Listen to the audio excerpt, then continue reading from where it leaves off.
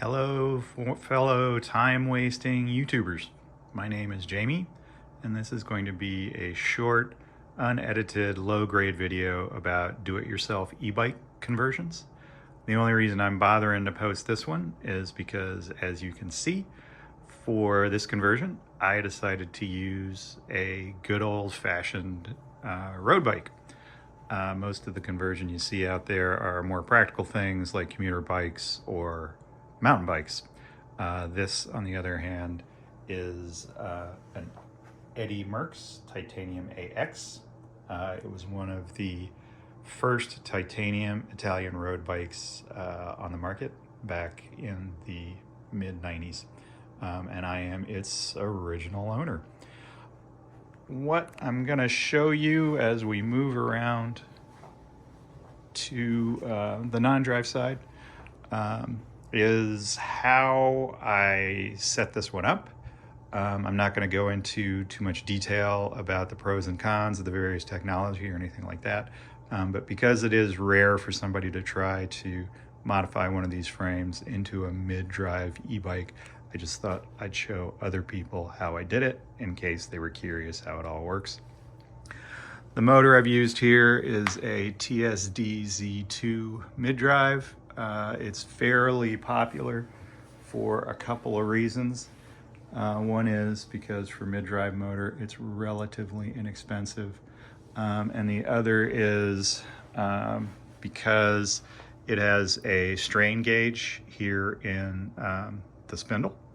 And this measures the amount of torque that the rider is putting on the pedals, and it adjusts the electrical assist up and down, higher when the rider is putting on more torque, less when the rider is putting on less torque. It's a very natural riding style, as opposed to other e-bikes which use either, in some cases, a hand throttle to control the level of assist, or they provide more assist the faster you turn your feet on the pedals. It's cadence assist. I preferred this, and as I said, I won't spend too much time covering that debate with you. I'll leave that to others. So for this model, you can see the wiring is coming off the drive side, comes out of the motor body over there.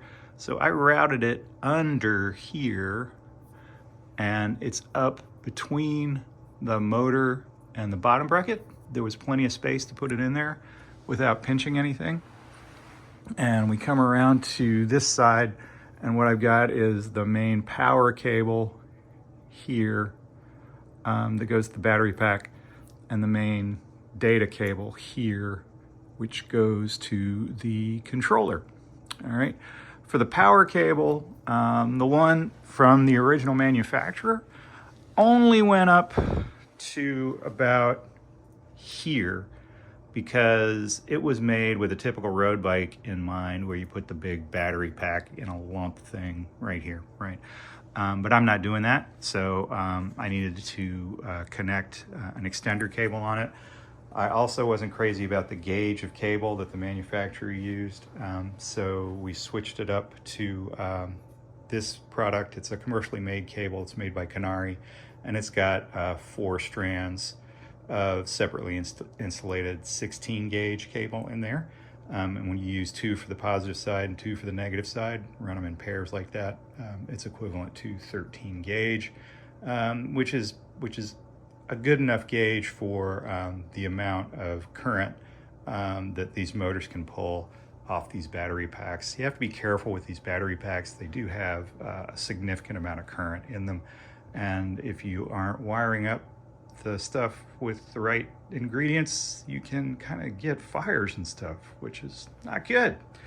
All right, down here on the data cable, I decided to eliminate the stock display unit that comes with the motor. It's a nice display unit, but it doesn't have a whole lot of flexibility, and replace it with an upgraded one. And that meant that I had to come up with my own cabling to get from the upgraded controller in the display to the electronics and controllers in the motor. So I bought this one. It's commercially made by one of the do-it-yourself e-bike shops that are out there. As you can see, I've got it routed up right under the down tube. And then when we get up here to the head tube, it's running up through here, up the head tube, and then it runs around to right here. This particular cable was supplied with 4 connections, 1 for the controller, 2 for brake sensors, and 1 for a throttle. I'm not using brake sensors and throttle at this time, so I just bundled them up here. But if I do want to add any of those things later, it'll be easy to do. This, as I mentioned before, I went with an upgraded controller. This is the 860C display controller, and it's got a better display. It shows more fields of information, but also importantly, it's relatively easy to reprogram. There are open source firmwares out there that you can get a bootloader and write it to the controller and write it to the motor controller down here in the motor chassis, and significantly improve the way the motor functions and the number of features that are available to you. So that's a really nice thing to keep in mind, and another reason why I chose this particular manufacturer's motor. This is the set of selector switches for controlling the bike's settings through the display controller.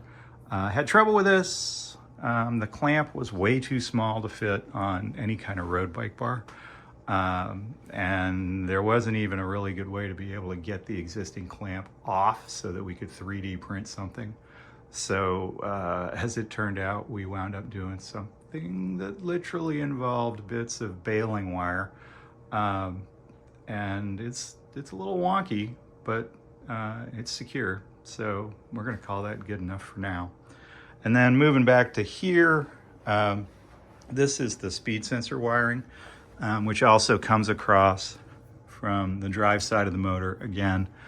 And we ran it down the chainstay here, and then up to the seat stay on the side. The reason we put it all the way back here was the thing is a reed switch that reads off of a magnet, and the air gap between the magnet and the sensor has to be pretty specific in distance, and this was really the best place to put it to get the right spacing. The other thing I'll point out here, it's not obvious when you're installing this thing, is that you can see the magnet lines up down here on the body, not up here at the head. And you can't see it right here because it's not light enough, but right here, there's a little molded arrow mark in there that shows you where to line it up. Good enough? All right. Moving around to the drive side. Oh, wow. Before we talk about that, I want to talk about these clamps. You see these here. The worst thing about doing these DIY e-bike conversions is you got to run wires all over the place. And, you know, one option is to just take zip ties, right, and zip tie them directly to the frame.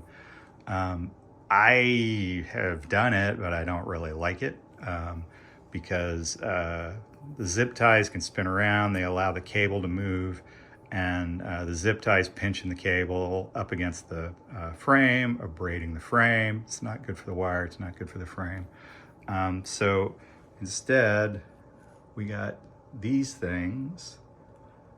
Here's one off the bike, and you can see they're kind of flexible, right? And the wire goes through that little hole in the middle. I think the spec is about 6 millimeters, but they're adjustable. I mean, you can see we got this cable here on there, and it's much bigger than that, right? And then the zip tie goes around it, but it doesn't pinch the cable. It goes across the top of the cable. Right here, there are little slits. See them? And if you put a little bit of silicone RTV on the wings before you zip tie them on the bike, once that stuff dries, these won't roll around on the tube. They really stay put. They're not going to walk forward or back or anything like that. So those are nice. And let me see if I can read the manufacturer off the label here. Yeah, Flex Route. You can get these Flex Route connectors from Amazon or specialty bike shops, and they're cheap. They're like 20 bucks for 8, so I recommend them highly. So yeah, power cable came from the non-drive side, comes around over to the drive side here, and goes into our battery bag. This is not a specialty e-bike product. This is just a standard frame bag, they call them. This one's made by Surface, S-E-R-F-A-S. I like this one a lot. As you can see, it's got a lot of attachment points. So we've got it strapped on here real good. It doesn't wobble around while you're pedaling. And it's manufactured with an entry port that you can use to put your power cable in there without cutting a hole in the bag or, leaving the zipper open and the zipper teeth chew up your cable. I suspect that it was designed for a water bladder. It's good quality. It's reasonably weather resistant. It's not waterproof, but it's pretty good. And we waterproof the battery packs and waterproof all the connectors anyway, so that helps. There's another model, this one, which is made by Toe Peak. It's about the same price, about the same size, a little smaller. It turned out not to be quite big enough to hold my prototype of the battery size that I wanted to use, and that's actually a good thing, because I would have used it, and I wouldn't have liked it. The zippers are not as high a quality as the Surface. It only has a couple of mounting points on the top, and they're sort of weak. I think it's probably fine for rain jackets and spare tubes, but not heavy duty enough for this. And the only other thing I can talk about, I'll show you this one more time. This is the unused connectors on the commercially made cable extension. And this is just, there was a slack in the cable between the connector and the hard wiring to the controller. So we just bundled it up like that to get it out of the way. And the only other thing I'll talk about down here is the drive line. This is a single chain ring setup at this point. This chain ring's small. It's a 42 tooth chain ring, which in road bike land is the small size. You can set them up with a dual chain ring setup. This is removable. The problem is that the first chain ring stays where it is, and the second one goes even further outboard. And you have difficulty getting a derailleur that can shift that far. It's set in a little bit too bit close to the seat tube, but you can figure out ways to use spacers to kind of get it out there if you want. Or some things that some people do is they don't have a derailleur on there. They just have it there as an option. And if they want to switch it, they just stop the bike and switch it by hand. The reason I don't have one of those set up at this point is, if you can take a look at this chain line right here, okay? This is crossed between the small chain ring and the big cog on the cog set. And that's pretty acute already. And I think if I put a large chainring on there, it would be not very useful for the top half of the cog set at all. Like I don't know if it would even successfully shift there. So what I did instead was I just put on a standard 21 by 11 9 cog. Racers call them pine cones. And that's a pretty small set of cogs. And so between those and the small chainring, should be good enough as a recovery bike for a hilly area. I'll talk to you about the battery a little bit. This is a 14 by 3 cell pack that I put together myself. It's a little large for a 14 by 3. The prototyping stuff that I used creates a fair amount of space between the batteries. But I like this prototyping stuff, not for permanent battery packs, they're kind of temporary. But you can set them up different ways and figure out what's the smallest size you can get away with, what's the biggest size that's useful for any particular application. It's got a battery balance controller. Of course, you got to have those. It's possible to run without them, but it's sort of a fire risk. And the reason it's in temporary shrink wrap rather than heat shrink now is because as a new battery, I like to test it through a few cycles of use to make sure that there's nothing wonky going on in there that I have to fix before I get it all permanently sealed up in that heat wrap. And these are 60 amp standard electrical connectors. I like these, they're shielded, and we set them up with weatherproofing on the inside. So let me just show you how the battery pack goes on the bike. And that'll be about it. The way this is designed is for the battery pack to be easily removable, so that if I do take the bike up somewhere, I'm using it and I'm leaving it locked up outside, that I can remove the battery and take it with me, so it won't get stolen, because it's probably the most expensive part on the bike. Unzip it here. We've got our battery connector here. This is weatherproofed, and the battery drops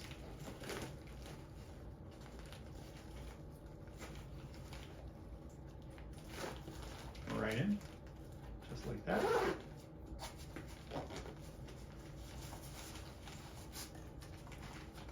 Nice compact size. We connect up power line. Oops.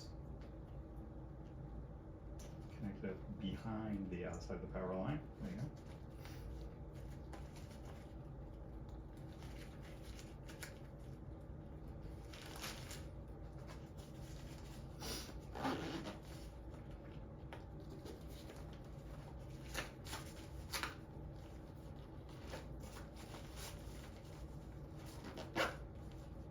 And we're good to go.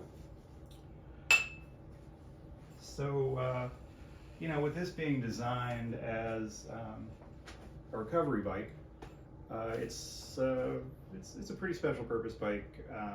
I lived on the hill climbing route that all our local race teams in the metropolitan area used for hill climbing. Some of you may have been on that ride. It starts at Big Wheel Bikes in Lion Village Shopping Center in Arlington.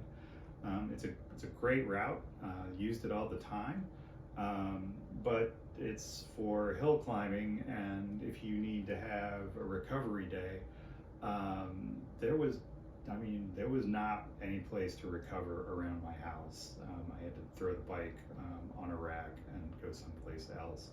So the idea with this is it's just for recovery days. The electrical assist will allow me to have a nice kind of easy recovery style pace in very, very hilly neighborhoods. But of course, after I made all these plans and got this bike about half done, we moved. I now live in Old Town, Virginia, which is about the flattest place around here. But you know, what can you do? I still had all the parts, and I just decided to go ahead and finish it up anyway. So thanks very much. Stay happy, stay healthy, and stay safe. Bye now.